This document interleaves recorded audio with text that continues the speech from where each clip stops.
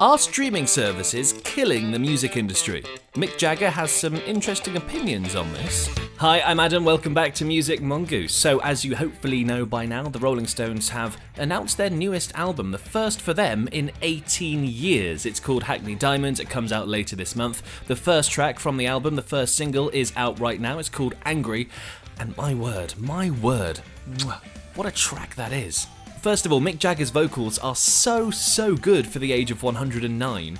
But joking aside, it really does capture that nostalgia of the Rolling Stones from 40 years ago, but it still sounds so fresh and new and exciting. And it's got that quintessential Rolling Stones riff as well. It's brilliant. If you haven't listened to it already, it's a great track. Makes me really excited for the rest of the album, actually.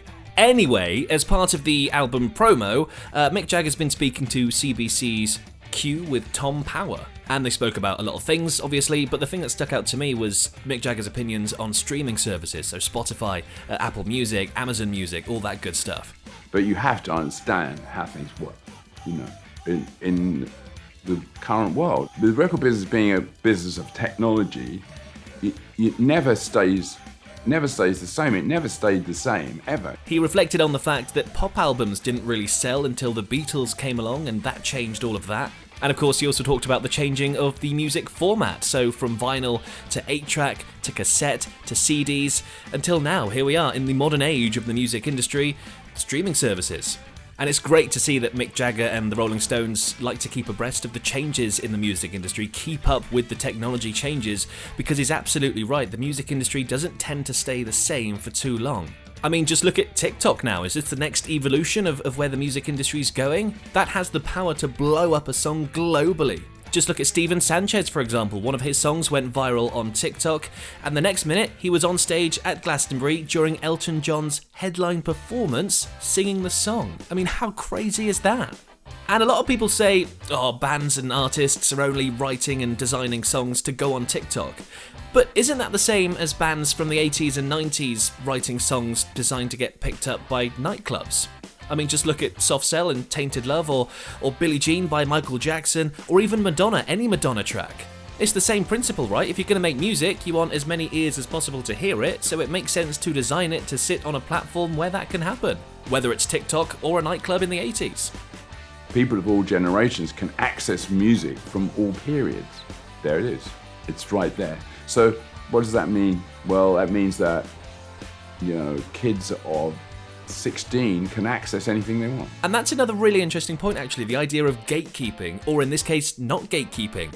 Having the access to go and discover those classic songs, those brilliant songs from 50, 40 years ago that otherwise they wouldn't have access to.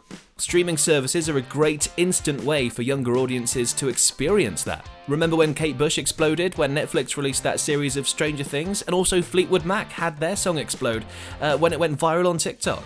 And I think that sort of thing goes to prove that if it's a good song, it will always stand the test of time. It doesn't matter how old the song is, if it's good, it will always find its way and bubble up to the surface again. And I think without streaming services, that simply wouldn't be possible. So it really breathes new life into older tracks in a way that records and radio and traditional media just can't do. But then, of course, you get the downside of streaming. The fact that anybody and everybody can pop a song on Spotify nowadays. I mean, 60,000 songs are uploaded to Spotify per day.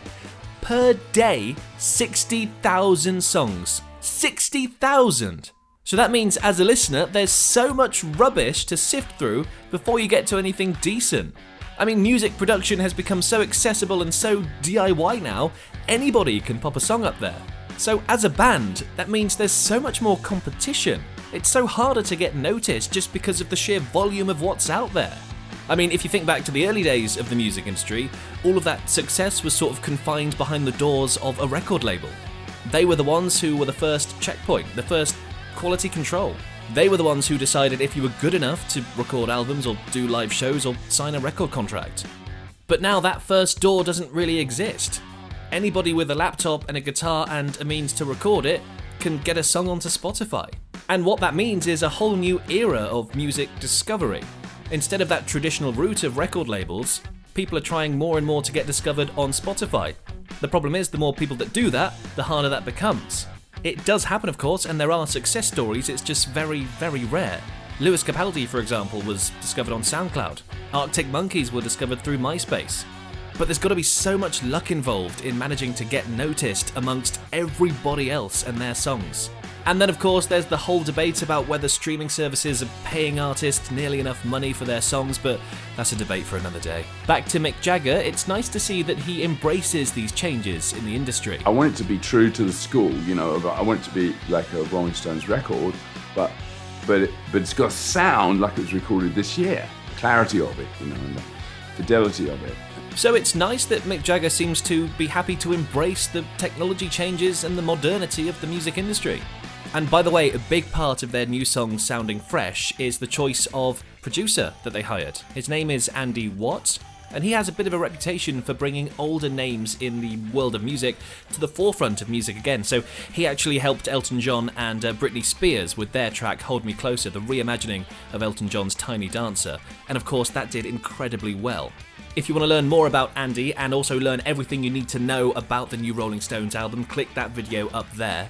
If you've got an opinion on streaming services or just the current state of the music industry, pop your opinions below. And subscribe to the channel if you're not already. This is the home of the best stories from the world of music. I put out videos weekly pretty much, so subscribe and you'll be notified every time I put one out. And with that, I'll catch you next time on Music Mongoose.